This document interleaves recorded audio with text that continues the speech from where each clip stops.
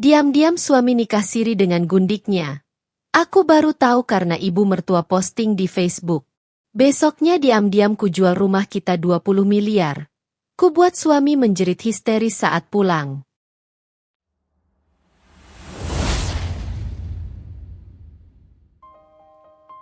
Pagi itu udara di kawasan hunian premium itu masih lembut. Matahari baru naik beberapa jengkal, sinarnya menembus tirai putih tipis yang bergerak pelan tertiup angin dari jendela yang sedikit terbuka. Di tengah ketenangan itu, terdengar suara panci kecil beradu dengan spatula dari arah dapur. Yesi berdiri di depan kompor, rambutnya dicepol rapi, apron biru muda menutupi daster yang ia kenakan. Sesekali ia mengecek daging yang sedang direbus sambil meracik bumbu untuk makan siang. Tidak ada tergesa-gesa, tidak ada tekanan. Semua berjalan sesuai ritme yang ia kuasai sejak bertahun-tahun menjadi ibu rumah tangga. Bagi Yesi, rutinitas seperti ini justru memberi rasa aman. Ia menata meja makan dengan telaten, sendok dan garpu disusun sejajar, nasi hangat diletakkan di piring khusus Ilham, segelas air putih, dan secangkir kopi hitam yang aromanya memenuhi ruangan. Di sudut meja ada vas kecil berisi bunga lili segar, bunga kesukaan Yesi yang ia beli setiap akhir pekan. Di lantai atas, terdengar langkah kaki seseorang menuruni tangga. Yesi menoleh, tersenyum kecil. Ilham muncul dengan kemeja putih yang baru disetrika dan dasi biru gelap yang sudah ia kenakan tapi belum ia rapikan. Rambutnya disisir rapi ke belakang, dan parfum maskulinnya menyebar sejak ia mendekat. Pagi, kata Ilham sambil meraih kursi dan duduk.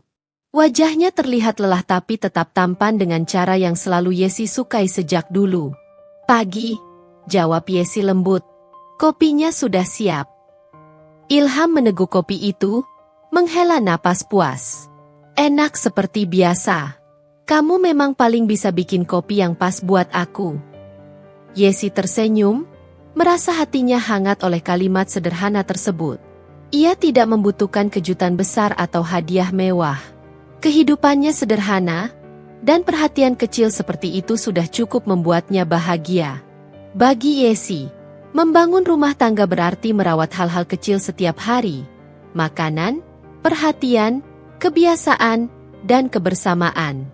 Ilham mengunyah sarapan sambil membaca berita di ponselnya. Yesi duduk di depannya, mengamati ekspresi suaminya yang sibuk tapi tenang. Belakangan ini memang Ilham sering terlihat lebih capek daripada biasanya. Tapi Yesi selalu berpikir itu karena pekerjaan di perusahaan keuangan yang semakin menuntut. Kamu ada meeting lagi? Tanya Yesi sambil memotong buah. Iya, lumayan padat hari ini. Jawab Ilham tanpa mengangkat kepala. Proyek baru masuk, tim keuangan harus lembur beberapa hari ke depan. Yesi mengangguk pelan, tidak merasa curiga sedikit pun. Baginya, Ilham adalah pekerja keras yang jarang mengeluh. Ia bangga pada suaminya.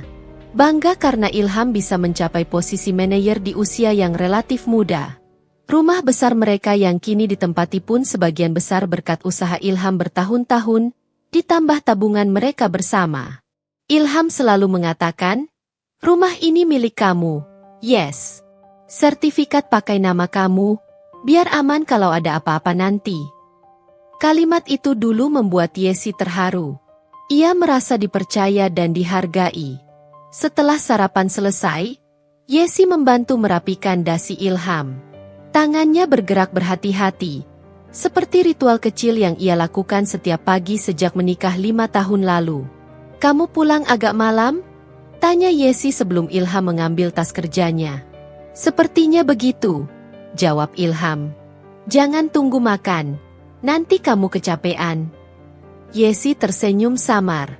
Tidak apa-apa, aku terbiasa menunggu.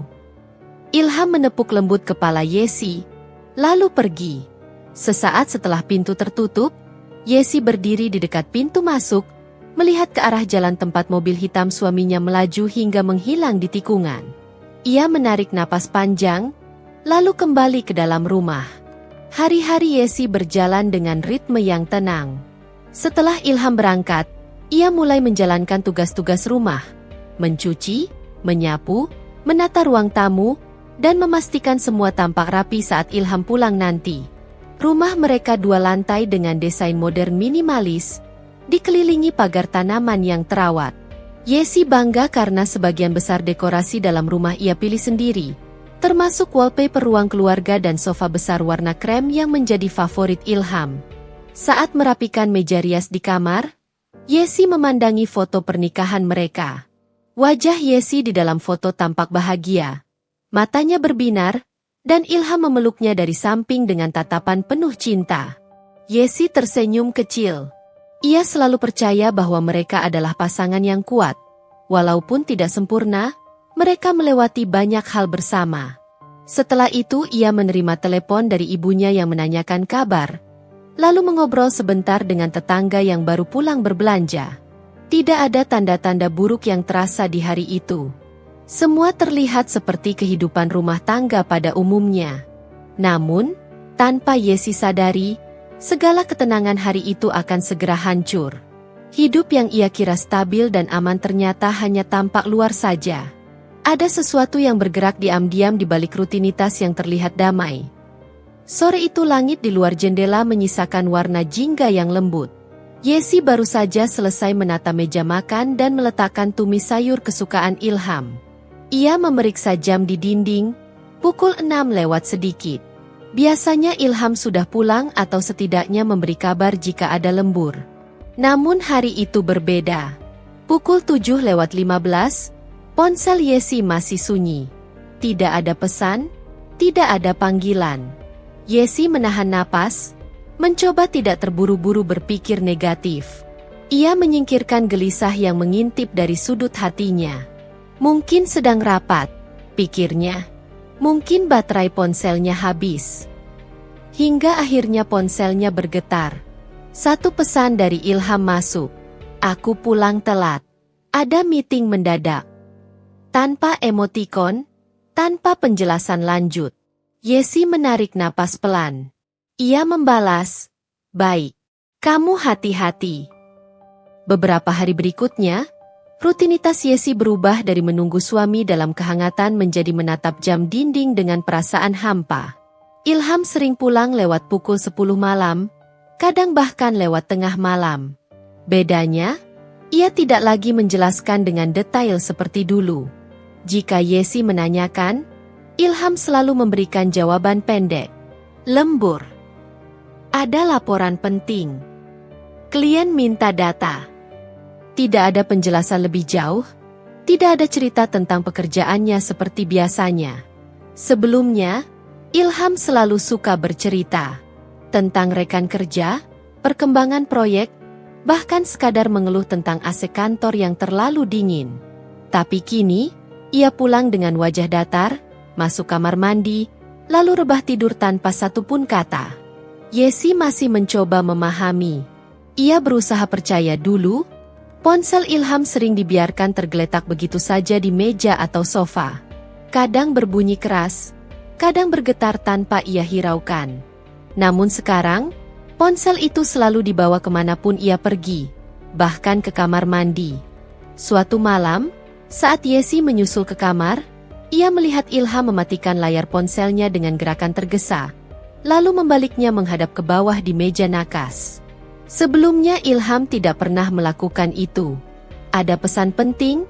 Tanya Yesi hati-hati. Enggak, jawab Ilham cepat, tapi ekspresinya tegang. Yesi hanya mengangguk, tidak ingin memperpanjang topik. Namun sorot mata Ilham yang seperti menyembunyikan sesuatu membuat perasaan Yesi tidak tenang. Dulu ia memakai parfum hanya saat acara penting. Sekarang setiap hari ia mengenakan parfum baru, aroma yang tidak pernah Yesi beli. Kemejanya lebih rapat disetrika, sepatu selalu mengkilap, dan rambutnya penataan rapi sempurna seolah ia akan bertemu seseorang yang penting.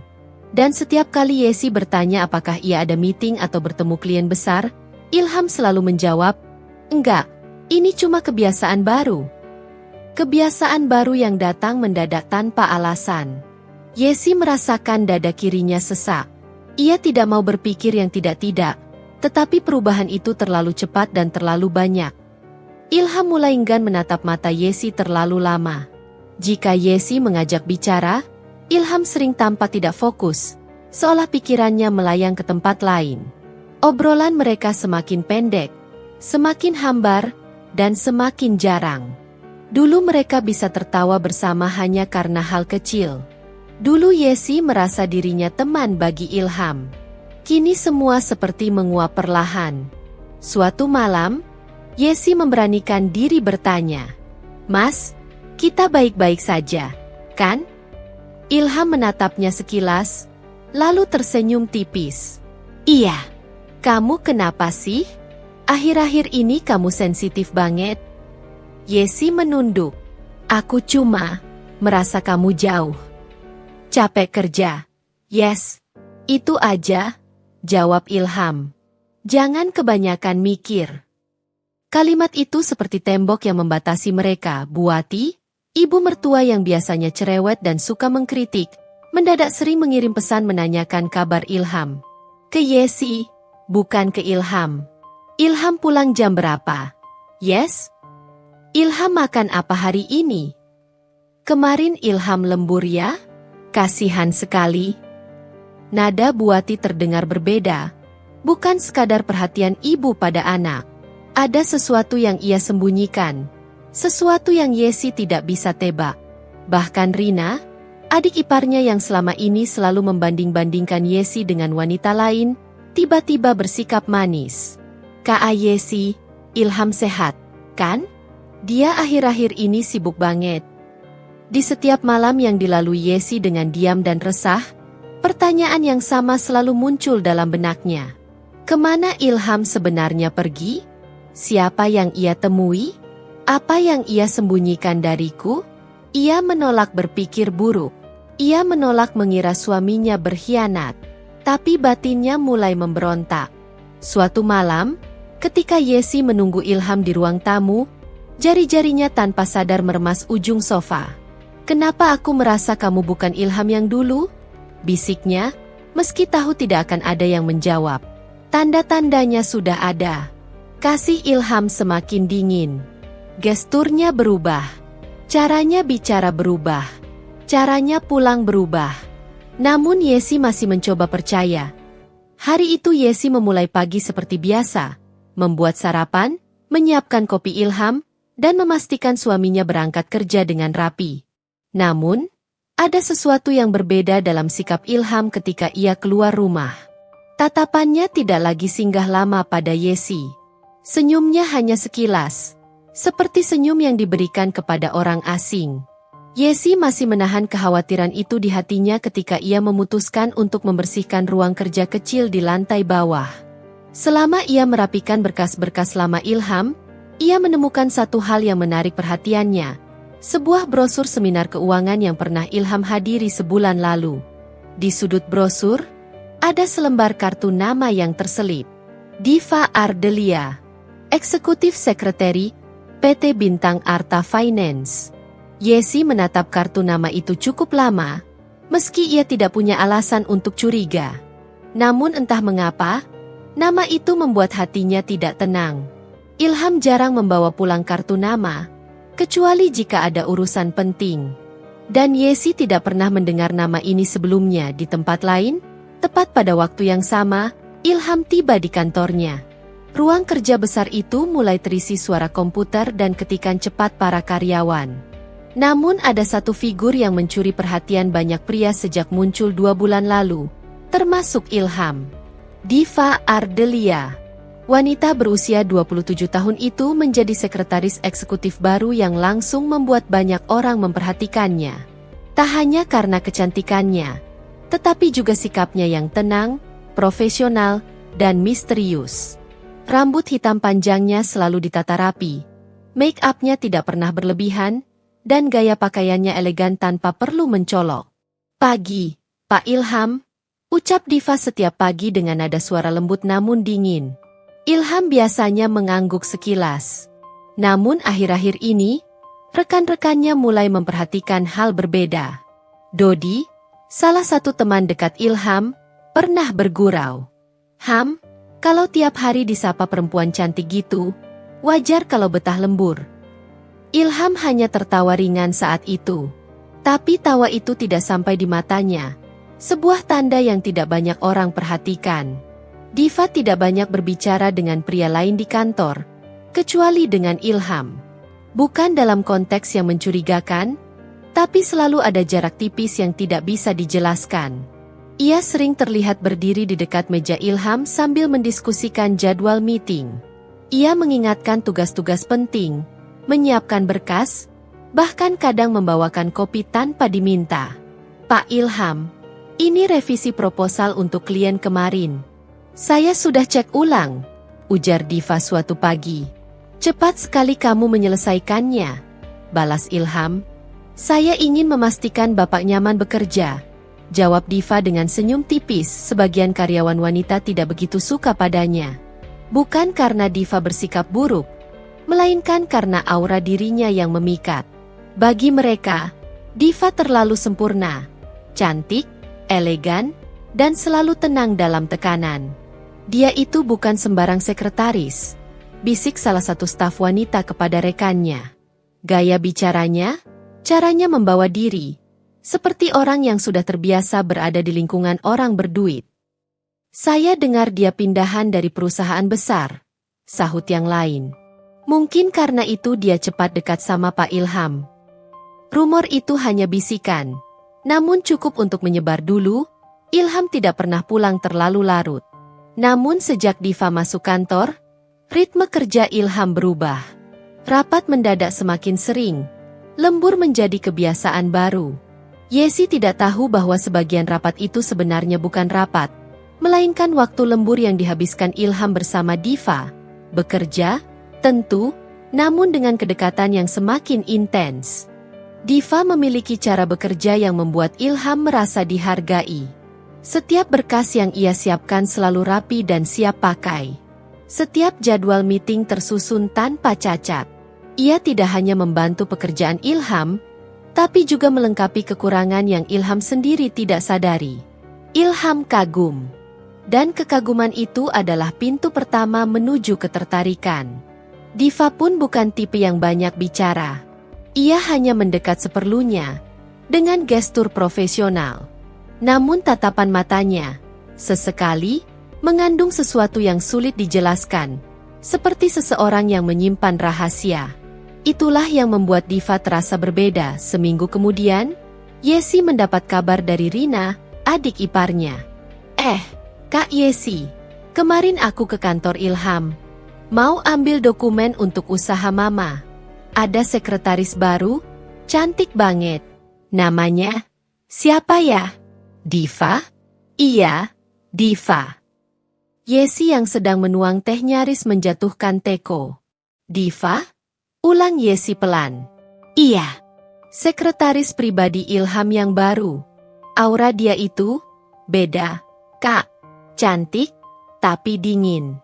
Kayak cewek-cewek karir yang udah tahu nilai dirinya. Yesi hanya tersenyum samar. Namun namanya tiba-tiba terasa berat. Diva Ardelia. Nama yang sama dengan kartu nama di laci. Kamu ngapain di kantor Ilham? Tanya Yesi menenangkan diri. Ngambil berkas. Tapi aku lihat Diva nganter kopi ke meja Ilham. Deket banget. Sampai aku pikir dia, ya, semacam favorit di kantor. Kalimat itu menancap dalam hati Yesi. Namun ia masih mencoba menepis pikiran buruk. Sekretaris memang dekat dengan atasannya. Itu hal biasa jika seseorang bertemu Diva untuk pertama kali, mereka mungkin akan menganggapnya sekadar wanita cantik yang ramah. Namun jika memperhatikan lebih lama, akan terlihat bahwa ada banyak hal yang ia sembunyikan. Diva adalah tipe wanita yang tahu kapan harus tersenyum, kapan harus diam, dan kapan harus menunjukkan perhatian kecil yang membuat orang merasa dihargai. Ia memiliki daya tarik yang tidak mencolok tetapi mematikan. Daya tarik yang pelan-pelan menggerus kewaspadaan orang-orang di sekitarnya. Bahkan Yesi yang belum pernah bertemu langsung dengannya pun bisa merasakan aura seseorang yang menimbulkan bahaya hanya dari cerita-cerita kecil yang ia dengar. Hari-hari berikutnya terasa seperti berjalan di atas lantai kaca yang retak. Setiap langkah yang Yesi ambil terasa hati-hati, takut kapan saja semuanya pecah, meski ia sendiri belum tahu persis apa yang ingin pecah. Yang ia tahu hanya satu. Ilham bukan lagi Ilham yang ia kenal. Pulang kerja Ilham semakin sering larut malam. Jika dulu pukul 7 ia sudah masuk halaman rumah sambil menghela napas lelah. Kini jam 9 lewat pun tak ada kabar. Yesi menunggu di ruang tamu, menatap jam berulang kali seperti orang yang kehilangan pegangan.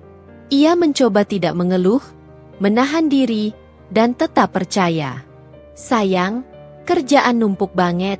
Perusahaan lagi audit. Begitu alasan Ilham setiap pulang teramat larut, bahkan Sabtu pun kadang ia masih masuk kantor. Yesi tersenyum, pura-pura memahami, meski dalam hatinya ada sesuatu yang seperti benang kusut.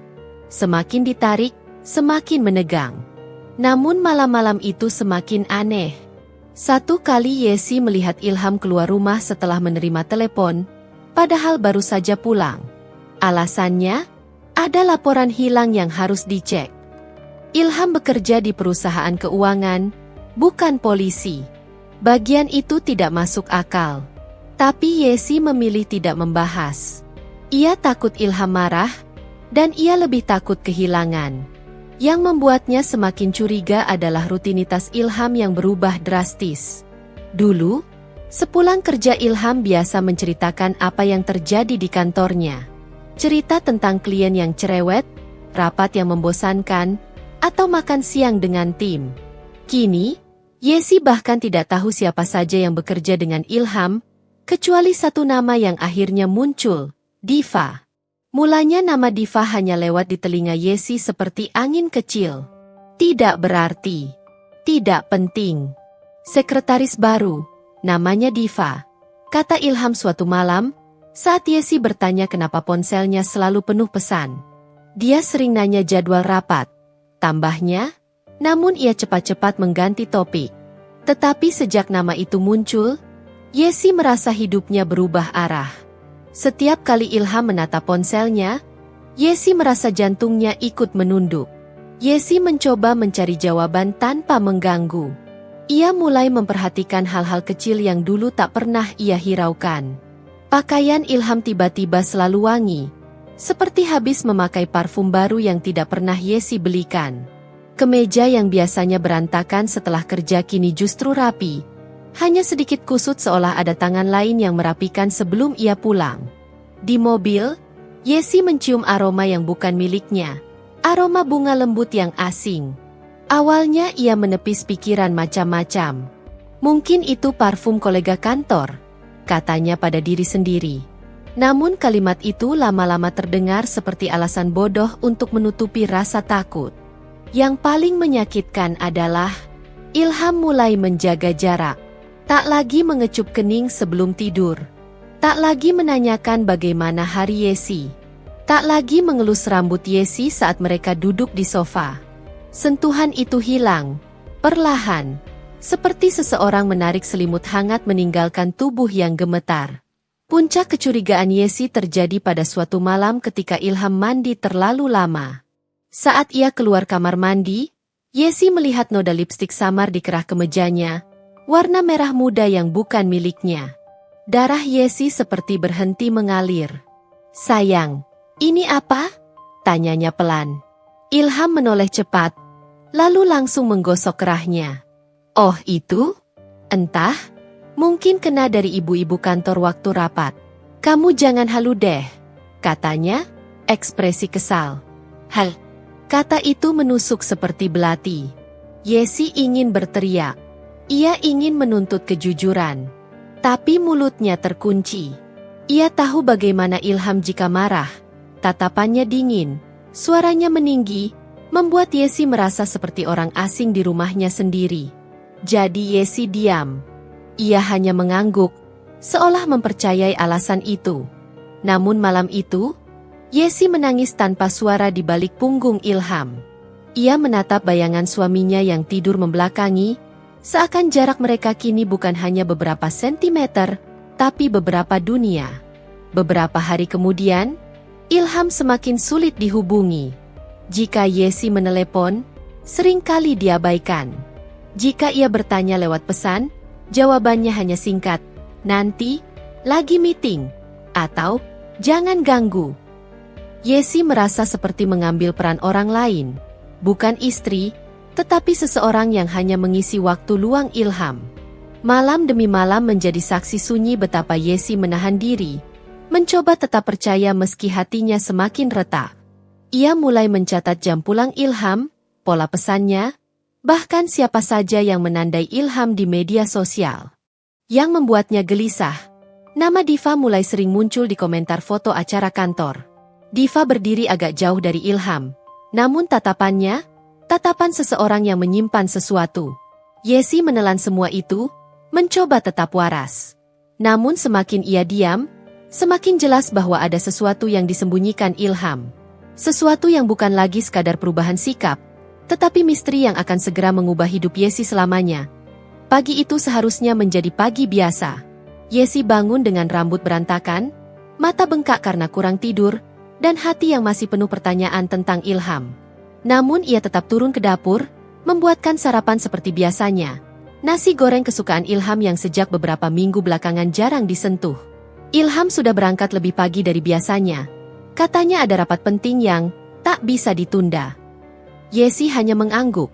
Padahal hatinya merasa kalimat itu seperti kaset rusak yang diputar berulang.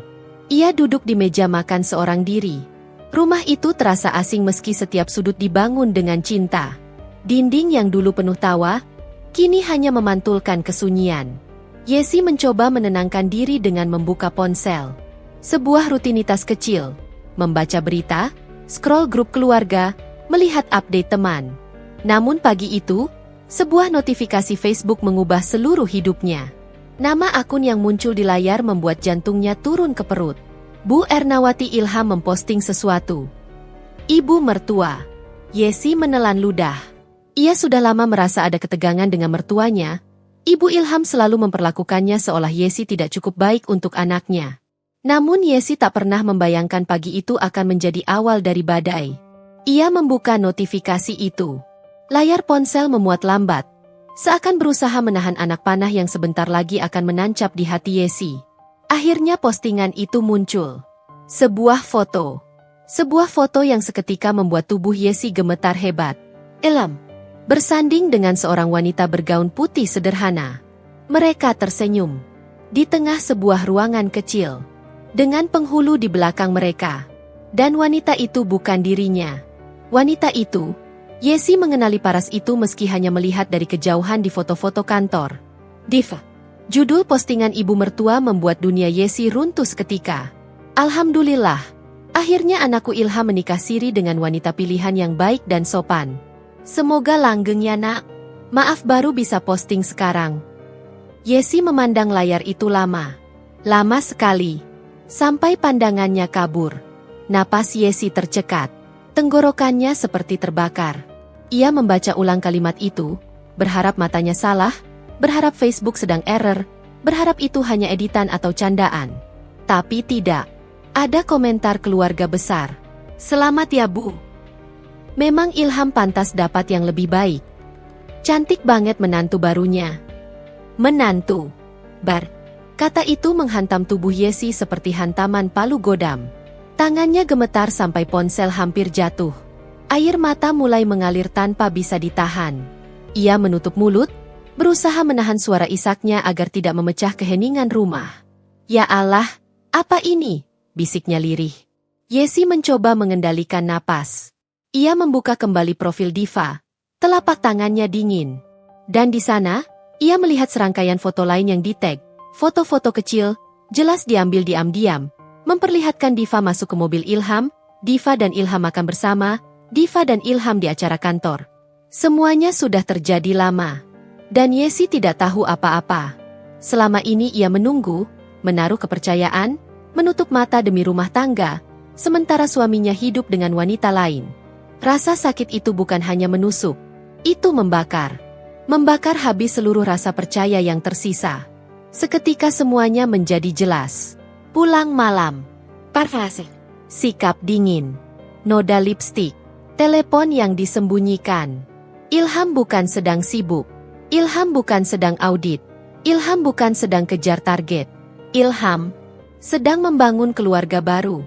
Dan yang paling menyakitkan, keluarga Ilham merestui semuanya. Bukan hanya mengetahui, tapi merayakan, memposting, membanggakan. Yesi merasa dadanya sesak, hampir tidak bisa bernapas. Ia berjalan mundur sampai punggungnya menabrak lemari dapur. Kakinya lemas. Setiap suara di rumah itu kini terasa seperti ejekan. Seolah dinding-dinding yang pernah menjadi tempat ia menaruh hatinya kini memperolok-olok dirinya. Yesi mengambil kursi dan duduk.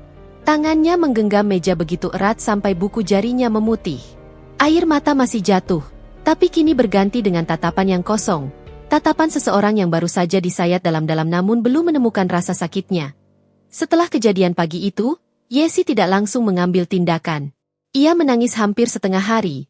Duduk di ruang tamu dengan ponsel yang masih terbuka di halaman Facebook ibu mertua. Setiap kali ia membaca komentar-komentar itu, hatinya kembali tersayat, seolah ada pisau tumpul yang diiris berkali-kali tanpa henti. Namun ketika sore menjelang, air mata Yesi mulai berhenti. Tidak karena rasa sakitnya hilang, tetapi karena sesuatu yang lain mulai tumbuh, ketegasan. Kekuatan yang datang dari dikhianati terlalu dalam. Luka itu seperti menyalakan sebuah saklar dalam dirinya. Ia bangkit dari sofa, menghapus wajahnya yang penuh bekas tangis. Nafasnya pelan, tapi teguh. Aku tidak akan dibiarkan hancur begini, gumamnya. Saat mereka pikir aku lemah, justru saat itulah aku bangkit. Yesi berdiri di depan cermin ruang tamu. Ia menatap refleksinya lama. Wanita yang selama ini hanya tersenyum untuk menyenangkan orang lain. Menahan sedih agar rumah tetap utuh, menjaga sabar meski dilukai berulang. Tapi hari itu, Yesi melihat sesuatu yang lain dalam dirinya, keberanian. Langkah pertama yang ia lakukan adalah menata batin. Ia mandi, mengganti pakaian, lalu menyisir rambutnya perlahan. Gerakan sederhana, tapi penting. Ia harus kembali punya tenaga, bukan untuk menangis, melainkan untuk berpikir. Setelah itu, ia duduk di meja kerja kecil di kamar. Meja itu jarang ia gunakan, tapi hari ini ia membuka laci dan mengeluarkan semua dokumen penting. Surat-surat rumah, fotokopi KTP, rekening bank, catatan legalitas. Saat ia membuka map coklat tua, matanya langsung tertuju pada berkas sertifikat rumah. Nama yang tertera di sana, Yesi Rahmadani. Yesi tersenyum kecil. Bukan senyum bahagia, lebih seperti senyum seseorang yang baru menyadari bahwa ia memiliki kunci emas. Selama ini ia menganggap rumah itu sebagai tempat membangun masa depan dengan ilham. Tapi sekarang rumah tersebut adalah alat yang sangat kuat untuk menunjukkan harga dirinya. Yesi menelusuri sertifikat itu lama, memastikan detailnya. Hatinya berdebar. Ia tahu langkahnya berani. Ia tahu risikonya besar. Tapi ia juga tahu satu hal, Ilham pantas merasakannya. Setelah memeriksa dokumen, Yesi mengambil buku catatan kecil. Ia menuliskan rencana. Rapi. Terstruktur. 1. Hubungi agen properti terpercaya. 2. Pastikan transaksi cepat dan aman. 3. Konfirmasi harga. Rumah ini di lokasi premium, nilai minimal 20 miliar. 4. Pastikan Ilham tidak tahu sebelum semuanya sah. 5. Siapkan tempat tinggal sementara yang aman. Ia menatap daftar itu. Tangannya sempat bergetar, tapi ia memaksakan diri untuk tetap tenang. Yesi kemudian membuka ponsel dan mulai mencari kontak agen properti. Ia ingat seorang teman lama, Siska, bekerja di bidang itu. Tanpa banyak pikir, Yesi mengirim pesan. SIS, kamu lagi free? Aku butuh bantuan jual rumah. Urgent. Tidak sampai 5 menit, Siska membalas. Astaga, yes. Rumah? Yang kamu tempatin sama suami? Kenapa buru-buru gitu? Nanti aku jelasin. Bisa kesini sore ini? Bisa. Aku ke rumah jam 6. Yesi menghela napas panjang. 1 langkah selesai. Sebelum Siska datang, Yesi mengecek seluruh ruangan. Ia membagi barang-barang yang ingin dibawa dan yang akan ditinggal. Tidak banyak, Yesi sadar semua harta benda ini tidak lebih berharga dari harga dirinya. Ia mengumpulkan pakaian secukupnya, dokumen penting, perhiasan pemberian almarhum ibunya, dan beberapa barang sentimental. Sisanya, ia tidak peduli. Rumah ini akan dijual apa adanya. Biarkan Ilham kembali dan menemukan kekosongan. Semakin lama ia berjalan di dalam rumah, semakin jelas alasan ia harus pergi. Setiap jendela, setiap kursi, setiap foto keluarga di dinding, semuanya terasa seperti kebohongan besar yang ia paksakan selama ini. Yesi menyentuh bingkai foto pernikahan mereka. Itu diambil 7 tahun lalu. Ilham merangkul Yesi dengan senyum lebar. Senyum itu kini terasa palsu. Yesi meletakkan foto itu pelan-pelan, bukan lagi dengan cinta, tapi dengan ikhlas. Ikhlas melepaskan masa lalu yang telah dirusak Ilham sendiri. Jam 5 sore, sebelum Siska datang, Yesi duduk sebentar di balkon belakang. Angin sore menyapu wajahnya, menenangkan sedikit hatinya yang masih bergejolak. Aku tidak pernah meminta balas dendam, gumamnya pelan. Tapi kalau mereka bisa mempermalukanku di depan umum, aku pun berhak mengambil kembali hidupku. Ia memejamkan mata, merasakan luka itu, menerima sakitnya, dan membiarkannya menjadi kekuatan. Ketika matanya terbuka kembali, Yesi bukan lagi wanita yang pagi tadi menangis karena postingan Facebook.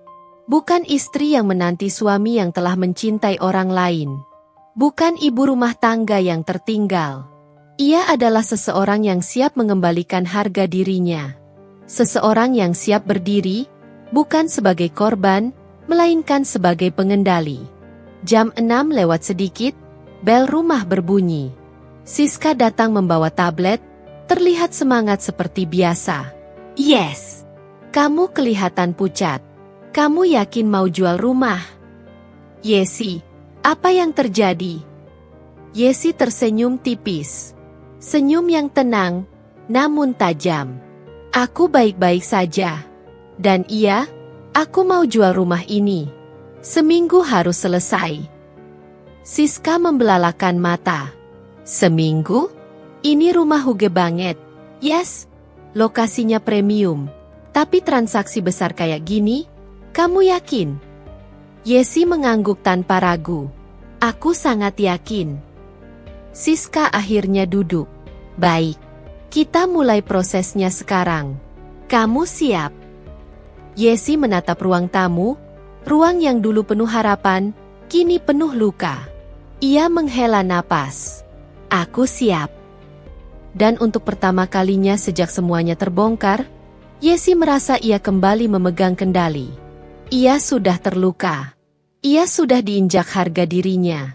Kini waktunya balasan. Balasan yang tidak memakai teriakan, tidak memakai kekerasan, tidak memakai emosi. Ilham pulang kerja lebih malam dari biasanya. Ia masuk rumah dengan langkah pelan, seolah lelah, seolah sibuk, seolah memikul beban berat pekerjaan. Padahal, 1 jam sebelumnya ia berada di apartemen kecil Diva, yang disewa diam-diam menggunakan uang perusahaan. Wajah Ilham dipoles dengan lelah yang dibuat-buat. Ia mengatupkan napas panjang, memijat pelipis seakan ia baru saja keluar dari rapat penting. Ya Allah, capeknya hari ini, keluh Ilham keras-keras sambil melempar tas kerjanya ke sofa. Biasanya Yesi akan menyambut dan menawarkan teh hangat. Tapi hari itu Yesi hanya menatapnya dari jauh. Ekspresi datar tapi mata tajam. Ilham menatap Yesi sebentar. Ada rasa aneh melihat istrinya tidak menunjukkan sambutan seperti biasanya. Kamu nggak tidur, sayang? Tanya Ilham sambil tersenyum tipis. Senyum yang sejak dulu Yesi tahu hanya muncul ketika Ilham butuh sesuatu. Yesi membalas tanpa banyak ekspresi. Belum. Banyak yang dipikirkan. Ilham menelan ludah. Ia merasa ada yang janggal, tapi ia menepisnya. Untuknya, Yesi adalah wanita yang terlalu baik, terlalu lembut, terlalu mudah ditekan. Yesi tidak pernah melawan, tidak pernah berteriak, tidak pernah membentak. Ia selalu diam dan memaafkan. Dan Ilham percaya kebodohan itu akan terus berlanjut. Capek banget. Kamu masak apa? Ilham membuka kulkas seolah itu hal penting yang harus ia lakukan hari itu. Ada sisa ayam.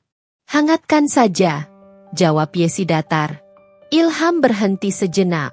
Ada nada yang berbeda pada suara Yesi. Namun ia mengira itu hanya mood wanita.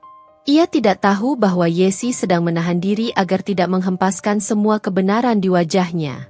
Keesokan harinya, sandiwara berikutnya pun dimulai.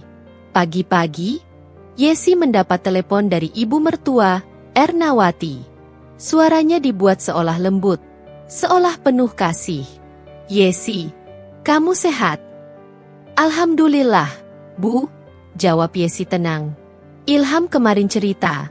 Katanya kamu gampang capek akhir-akhir ini. Kamu jangan terlalu banyak pikiran. Wanita itu wajar." Yesi memejamkan mata. "Wanita itu?" Talk down yang halus. Ernawati melanjutkan. "Kamu itu istri harus sabar. Yesi, jangan terlalu menuntut Ilham. Dia itu laki-laki, banyak beban kerja. Bisa jadi kadang, ya agak jauh. Kamu harus ngerti."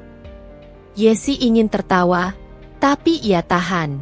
Ibu mertua yang memposting pernikahan siri anaknya kini memberi ceramah rumah tangga. Ia menahan diri. Tenang, ia tidak boleh terbawa emosi. "Baik, Bu," jawab Yesi datar. Ernawati tersenyum puas, meski Yesi tidak bisa melihatnya. "Bagus. Kamu tetap hormat ya sama Ilham. Soalnya dia itu laki-laki yang banyak disukai. Banyak yang mau. Kamu harus bisa jaga diri." Kalimat itu terdengar seperti tamparan. Tapi Yesi hanya menggenggam ujung meja kuat-kuat. "Kalau tidak ada yang dicari lagi, saya tutup dulu ya, Bu," ujar Yesi sopan namun tegas. Ernawati terdiam sejenak. Suara Yesi terlalu tenang. Terlalu tidak seperti biasanya. Namun ia menyahut. Iya, jaga rumah baik-baik. Ilham itu butuh istri yang ngerti kondisi." Telepon ditutup. Yesi menatap layar ponsel.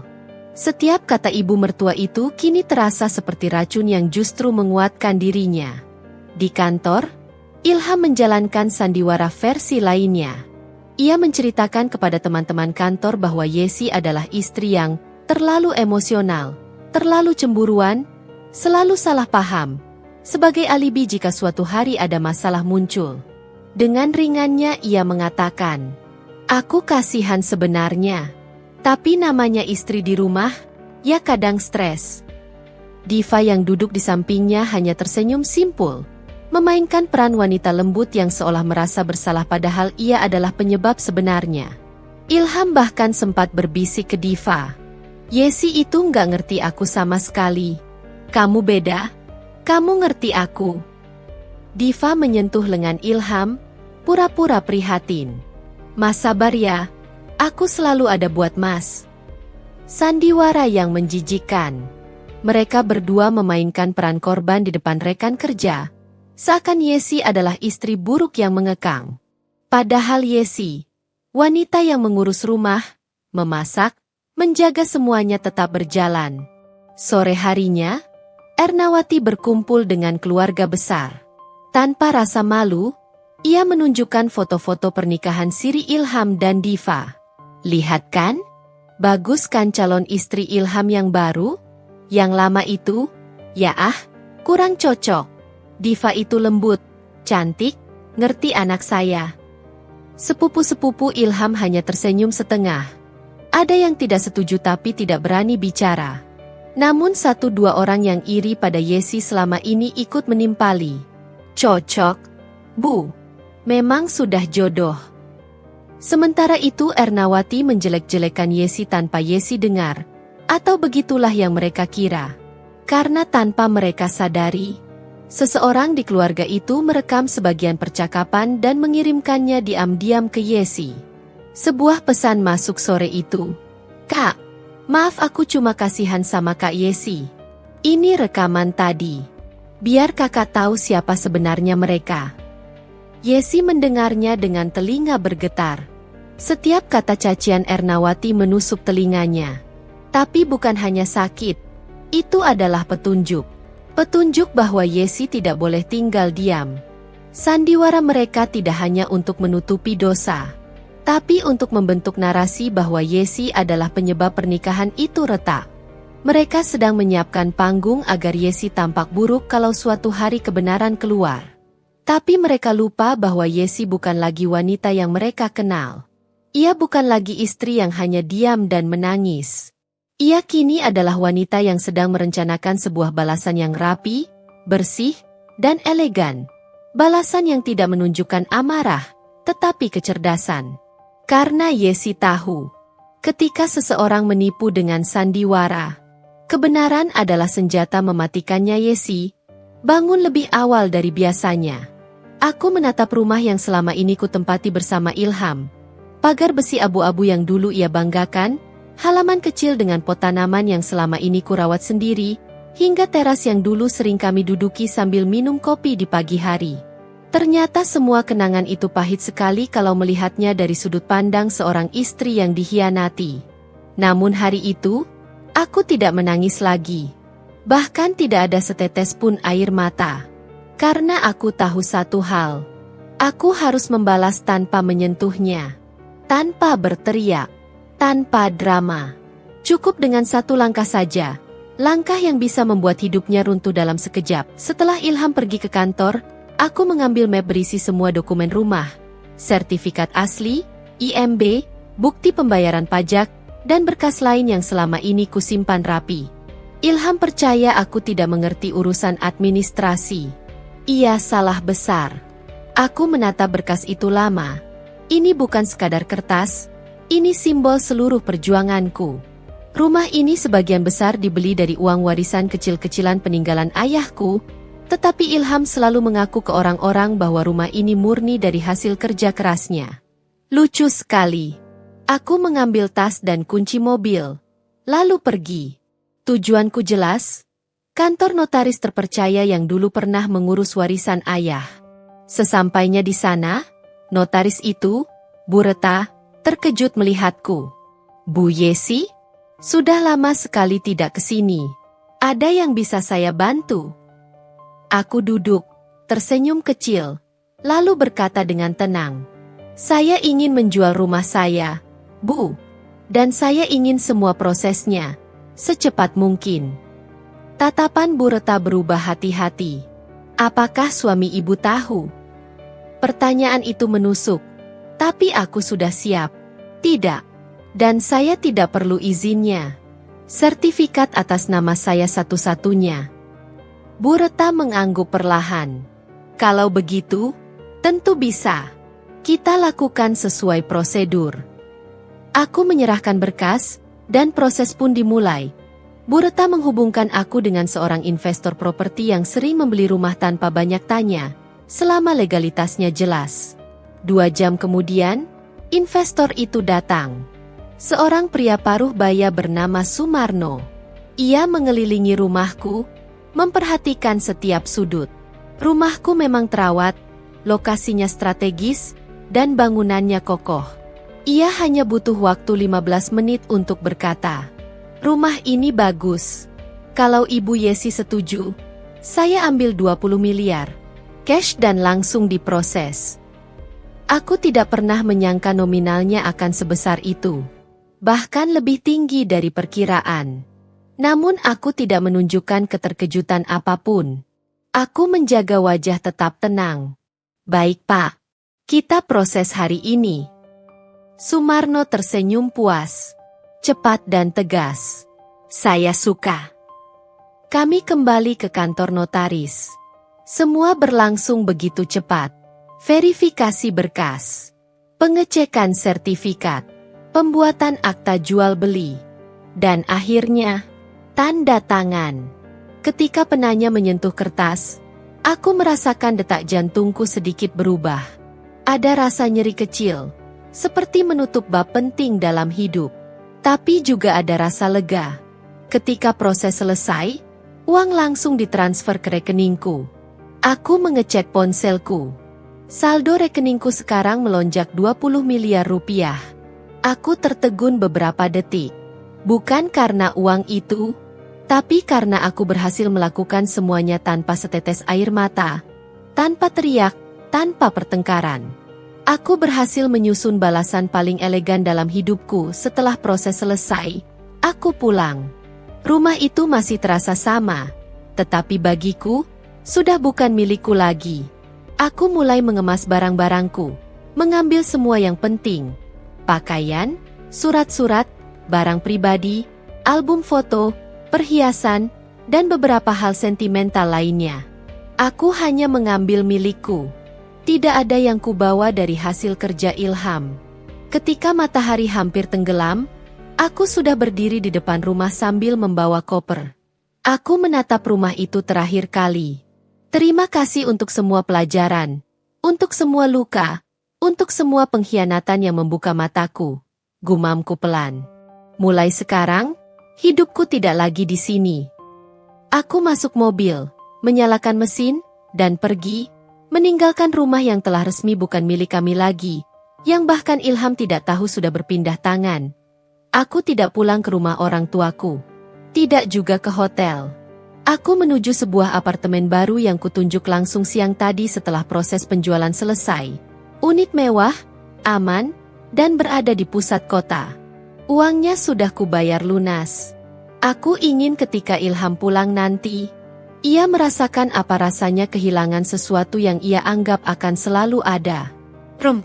Istrinya, kenyamanannya, kehidupan yang ia anggap aman.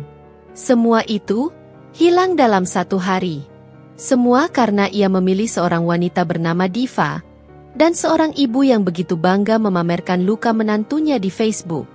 Dan aku hanya duduk tenang di apartemen baruku malam itu sambil menatap lampu-lampu kota, menandai awal dari kehidupan yang berbeda, lebih kuat, lebih bebas, lebih berharga.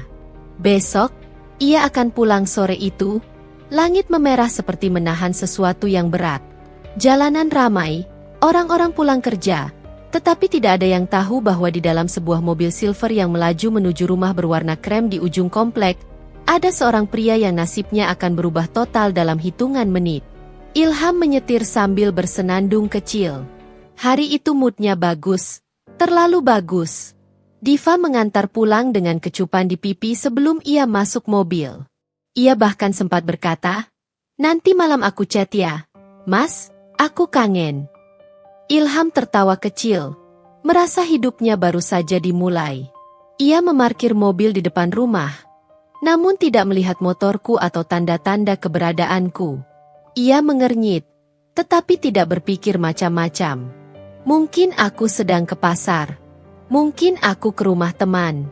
Ia turun dari mobil sambil mengangkat tas kerjanya. Namun langkahnya terhenti. Pagar rumah terbuka sedikit, dan kuncinya diganti.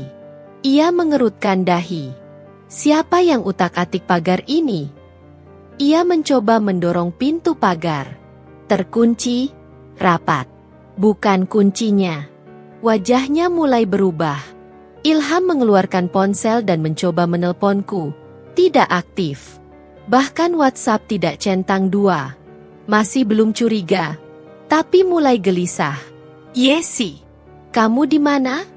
teriaknya dari luar pagar sambil mengetuk-ngetuk keras. Tetangga-tetangga mulai mengintip dari balik jendela. Ilham makin kesal. Ia merogoh tas, mencari-cari kunci rumah. Ia mencoba membuka pintu rumah dengan kunci lama. Gagal. Dicoba lagi, masih gagal. Digerakkan keras, tetap tidak bisa. "Kenapa kuncinya diganti?" rutuknya. Saat ia menggedor-gedor pintu, seorang pria berjas rapi, ditemani dua satpam komplek, berjalan mendekat. "Permisi, apa Anda Ilham?" tanya pria itu sopan namun tegas. Ilham mengangguk cepat. "Iya, saya. Ada apa?" "Ini rumah saya. Kenapa saya tidak bisa masuk?" Pria itu tersenyum tipis. "Maaf, Pak. Mulai hari ini rumah ini sudah bukan milik Anda." Ilham membeku. "Apa? Maksud Anda apa?" Pria itu mengeluarkan map, membuka halaman pertama, dan menunjukkan akta jual beli yang sudah sah. Rumah ini telah resmi dibeli oleh Bapak Sumarno. Prosesnya legal, terverifikasi, dan sudah dicatat ke notaris. Sertifikat sudah berpindah nama. Ilham menatap dokumen itu dengan mata melebar. Lalu ia melihat tanda tangan yang membuat seluruh tubuhnya bergetar. Tanda tanganku. Tanda tangan Yesi. Istrinya. Ia tidak percaya. Ini tidak mungkin. Ini rumah saya. Saya yang bayar. Pria itu tetap tenang. Menurut dokumen, rumah ini sepenuhnya atas nama istri Anda. Ia memiliki hak penuh untuk menjualnya. Ilham merasa dunia berhenti bergerak. Ia melangkah mundur. Kepalanya memanas. Dadanya sesak. Tidak. Ini pasti salah. Yesi nggak mungkin. Dia nggak berani. Tidak mungkin dia berani menjual rumah ini. Ia memencet nomor ponselku lagi dan lagi. Nada sambung kosong. Ia memukul-mukul pagar sekuat tenaga sampai tangannya memerah. Yesi, keluar. Di mana kamu? Apa yang kamu lakukan? Tetangga-tetangga sudah berkumpul, berbisik-bisik. Ada yang merekam. Ada yang memasang wajah kasihan. Ada juga yang tersenyum puas. Mereka tahu selama ini Ilham bukan suami yang baik. Ilham semakin panik. Pak, tolong buka. Saya harus masuk. Saya harus ambil barang-barang saya. Pria tadi menggeleng. Semua barang pribadi milik istri Anda sudah ia bawa. Sementara barang-barang Anda, menurut laporan yang kami terima, istri Anda hanya meninggalkannya di dalam rumah untuk proses sortir pemilik baru. Ilham seperti tertusuk. Yesi pergi, meninggalkan semua barang miliknya. Ia menelan ludah keras, lalu suaranya berubah serak. Dia pergi kemana? Maaf, kami tidak punya informasi itu. Ilham jatuh terduduk di depan pagar. Nafasnya tersengal. Keringatnya muncul. Ia mengusap wajah dengan kedua tangan. Bagaimana mungkin Yesi yang pendiam, yang selalu menunduk, yang selalu ia rendahkan, bisa melakukan ini? Bagaimana bisa ia sebodoh itu sampai tak sadar rumahnya berpindah tangan? Bagaimana bisa semua ini terjadi dalam sehari? Ia meraih rambutnya, menariknya sendiri, gemetar. Tiba-tiba ponselnya berbunyi. Pesan masuk dari ibunya. Ham, kamu sudah lihat postingan ibu kemarin kan? Ibu bangga akhirnya kamu menikah dengan Diva. Semoga hubungan kalian lancar. Ilham memandang layar ponselnya lama. Lalu ia tertawa. Tawa yang pecah, kacau, hampir seperti orang kehilangan akal. Karena ia sadar, semua ini dimulai dari postingan ibunya. Dan sekarang ia menanggung harga yang tak pernah ia bayangkan. Ilham berdiri, tubuhnya goyah. Ia menatap rumah itu seperti menatap mayat dirinya sendiri. Saat itu pesan masuk dari nomor tak dikenal. Jangan cari aku. Rumah sudah kujual. Anggap saja ini hadiah kecil dari seorang istri yang kamu anggap tidak punya nilai apa-apa. Yesi. Ilham menjatuhkan ponsel. Tubuhnya gemetar hebat. Dia berteriak. Berteriak seperti seseorang yang kehilangan seluruh hidupnya. Arg. Yesi. Suara itu menggema sepanjang jalan. Dan untuk pertama kalinya dalam hidupnya, Ilham merasakan apa itu hancur. Rumah hilang. Istri pergi. Nama baik rusak. Tetangga menonton. Dan semua terjadi bukan karena kebetulan, tapi karena satu hal.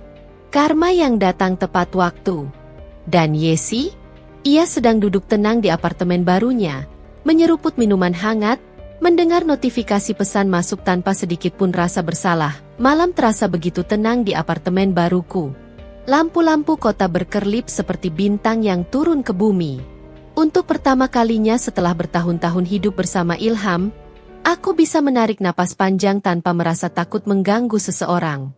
Tidak ada yang marah hanya karena gelas minumku tidak pada tempatnya. Tidak ada suara pintu dibanting. Tidak ada sindiran halus yang menusuk seperti jarum. Hanya ada aku. Dan ketenangan yang akhirnya kutemukan. Aku duduk di sofa empuk, menatap pemandangan kota lewat jendela yang tinggi. Semua terasa asing. tetapi asing yang membuatku bebas. Bebas dari peran istri yang hanya dipuja ketika diperlukan, dibuang ketika digantikan. Untuk pertama kalinya, aku merasakan hidupku milikku sendiri. Keesokan paginya, aku bangun tanpa alarm, tanpa tergesa-gesa, tanpa harus menyiapkan kopi hitam Ilham yang kadang ia banting hanya karena suhunya tak sesuai selera. Aku membuat sarapanku sendiri, roti gandum dan telur orak-arik. Sederhana, tapi rasanya mewah, karena aku memakannya tanpa tekanan. Setelah itu aku membuka laptop dan mulai menyusun rencana. Aku tidak mau uang 20 miliar itu hanya menjadi hiasan saldo. Aku ingin membangun sesuatu.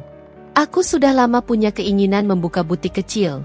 Hobi menjahit dan mendesain baju yang dulu selalu Ilham remehkan. Ngapain bikin-bikin baju? Nggak menghasilkan, katanya dulu. Dan setiap kali aku mendengar kata itu, aku mematikan impianku sedikit demi sedikit. Namun kini, tidak ada siapapun yang berhak mematikan impianku lagi. Aku mulai mencari lokasi, menghitung modal, menyusun konsep. Semua berjalan cepat karena aku benar-benar menikmati setiap prosesnya. Rasanya seperti memungut kembali potongan diriku yang dulu tercecer entah di mana di sisi lain kota. Ilham sedang mengacaukan seluruh hidupnya sendiri. Pagi-pagi sekali ia sudah berada di kantor. Wajahnya pucat, rambut berantakan, mata sembab seolah tidak tidur semalaman, yang memang benar. Ketika ia masuk, rekan-rekan kerja menatapnya aneh. Beberapa sudah melihat video dirinya mengamuk di depan rumah dari kamera ponsel para tetangga yang viral di grup komplek. Ilham masuk ke ruangannya, membanting tas, dan langsung menghubungi Diva. Namun panggilan itu ditolak. Diva hanya mengirim pesan singkat. "Mas, aku nggak mau ikut campur masalah rumah tangga. Ibu Mas sudah marah-marah. Kita break dulu." Ilham terpaku. Mulutnya bergetar. Diva, wanita yang ia nikahi siri, wanita yang ia bela, wanita yang ia pilih untuk menggantikanku, tinggal melenggang pergi begitu saja. Ia menelpon ibunya, berharap mendapat pembelaan. Namun yang keluar justru omelan panjang. "Kamu ini gimana sih? Gara-gara kamu nikah siri, rumahmu sampai dijual. Sekarang Diva juga malu sama keluarga. Ibu capek sama kamu, Ham?" Ilham merasa kepalanya hampir pecah. Tidak ada yang berpihak padanya. Kepala divisi memanggil Ilham ke ruang rapat. Di dalamnya sudah ada HRD dan manajer keuangan. "Ada apa ini?" tanya Ilham, suaranya lemah. HRD meletakkan map di meja. "Kami menerima laporan bahwa Anda membawa staf, Diva, untuk urusan pribadi di jam kantor, serta adanya konflik yang mulai mengganggu lingkungan kerja." Ilham kaget. "Tidak, itu hanya kesalahpahaman. Diva dan saya. Kami tahu status hubungan Anda. Perusahaan tidak bisa membiarkan drama pribadi mempengaruhi profesionalitas." Dan kalimat berikutnya membuat tubuh Ilham semakin menggigil. "Kami mempertimbangkan pemutusan hubungan kerja jika situasi ini tidak mereda." Ilham keluar dari ruangan itu seperti mayat berjalan. Hidupnya mulai runtuh satu persatu di apartemen. Aku sibuk dengan agenda baru. Meeting dengan konsultan interior untuk butik yang akan kubuka. Raut wajahku berbeda. Lebih cerah, lebih yakin, lebih hidup. Rasanya seperti aku tumbuh menjadi seseorang yang dulu tidak pernah kulihat dalam cermin. Ketika meeting selesai, aku membuka Instagram dan mulai membuat akun untuk butikku Yesi, Atelier. Dalam waktu setengah jam, sudah banyak yang mengikuti. Banyak yang mengirim pesan. Akhirnya Kak Yesi buka butik. "Kami tunggu karya-karya Kak Yesi. Aku mau pre-order." Aku tersenyum. Ternyata dunia tidak sekecil rumah yang dulu kutinggali. Tidak sesempit pikiran Ilham yang selalu meremehkanku. Malam harinya, Ilham pulang ke rumah ibunya, karena rumah yang dulu miliknya sudah digembok dan ditempati pekerja renovasi untuk pemilik baru. Ia tidak bisa tidur, tidak makan, tidak bisa berpikir jernih. Ia menelponku, berkali-kali. Tetap tidak terhubung. Ia kirim pesan. Tetap tidak kubaca. Lalu ia mengirim pesan panjang-panjang, memohon, menangis, memaki, memohon lagi. Yesi, tolong jawab. Kita bicarakan baik-baik. Kamu mau apa? Aku bisa jelasin. Aku salah, aku menyesal. Pulanglah. Diva sudah blokir aku. Tolong, Yesi, aku hancur tanpa kamu. Aku membaca semuanya sambil duduk di balkon apartemen, ditemani angin malam. Aku tersenyum tipis. Bukan senyum bahagia atas penderitaannya, tetapi senyum lega karena aku akhirnya bebas dari lingkaran setan itu. Aku mengetik satu balasan, singkat, jelas, dan sangat damai. Tidak ada yang perlu dibicarakan. Hidupku sudah berjalan tanpa kamu. Lalu aku memblokir nomornya. 2 minggu kemudian, butikku resmi dibuka. Ada banyak tamu yang datang. Teman-temanku bangga. Beberapa influencer fashion hadir. Media lokal meliput. Aku berdiri di pintu butik dengan gaun rancangan sendiri. Senyumku lebar. Mataku berbinar. Aku menjadi Yesi yang baru. Bukan lagi istri yang mengecilkan diri. Bukan wanita yang selalu dibungkam. Aku adalah wanita yang menemukan kembali hidupnya dan menjadikannya indah. Sementara itu, di rumah ibunya, Ilham duduk diam menatap lantai. Kehilangan rumah, hampir kehilangan pekerjaan, ditinggal Diva, dihina tetangga, dan kehilangan istri yang dahulu ia pikir tidak akan pernah berani melawan. Ia memandangi foto pernikahan kami. Air matanya jatuh menodai bingkai. Kenapa aku bodoh sekali? Bisiknya. Namun terlambat. Dunia tidak menunggu orang yang menyesal.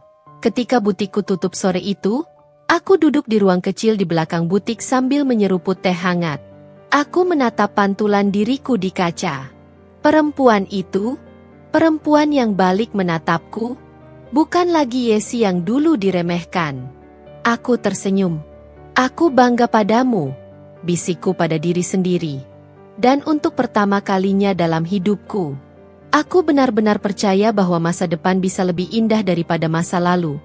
Senja turun perlahan di balik gedung-gedung tinggi, menumpahkan warna oranye keemasan yang hangat ke jendela apartemenku. Aku berdiri di balkon, memandang kota yang tak pernah tidur, tempat aku kembali menemukan diriku setelah sekian lama terjebak dalam bayang-bayang seseorang yang salah. Angin sore menyapu rambutku lembut. Seakan berkata, lihatlah, hidupmu kini berbeda. Dan aku tersenyum. Senyum yang lahir dari luka yang sudah disembuhkan oleh waktu, keberanian, dan keputusan yang benar. Perempuan yang dulu bangun pagi dengan rasa takut, yang selalu merasa tidak cukup, yang selalu mengalah karena takut kehilangan. Itu bukan aku lagi. Perempuan yang dulu menangis diam-diam agar suaminya tidak mendengar. Itu sudah mati pada hari Ilham melangkah bersama perempuan lain. Aku telah mengubur Yesi yang lemah itu. Bukan dengan dendam, bukan dengan kemarahan, tetapi dengan keberanian untuk memilih hidup yang lebih baik. Butikku kini menjadi ruang tempat aku membangun mimpi yang dulu selalu ditertawakan Ilham. Setiap lembar kain yang kupilih, setiap rancangan yang kubuat, menjadi saksi bahwa perempuan yang dulu diremehkan itu kini berdiri tegak, menggenggam kendalinya sendiri. Ada pelanggan yang memanggilku. Bu Yesi, desainer kita. Ada anak muda yang berkata, aku ingin sekuat ibu suatu hari nanti. Dan di setiap ucapan itu, ada kebahagiaan yang tidak bisa dibeli dengan rumah mewah atau status sebagai istri seseorang. Malam semakin pekat. Kota tetap hidup. Dan aku, Yesi yang baru, melangkah ke dalam apartemenku dengan kepala terangkat dan hati yang ringan. Aku tak lagi menjadi istri yang setia menunggu seseorang yang tak pernah melihatku. Aku bukan lagi perempuan yang menahan sakit demi menjaga nama baik rumah tangga yang sebenarnya sudah retak. Kini aku adalah wanita mandiri, wanita kuat, wanita yang menemukan dirinya setelah kehilangan, wanita yang terlahir ulang dari puing-puing masa lalu. Dan aku tahu, Apapun yang menanti di depan sana, aku siap. Karena Yesi yang baru tidak akan pernah lagi memberi tempat bagi orang yang meremehkannya. Hidupku kini milikku sepenuhnya, dan aku memilih untuk menjadikannya indah. Selesai.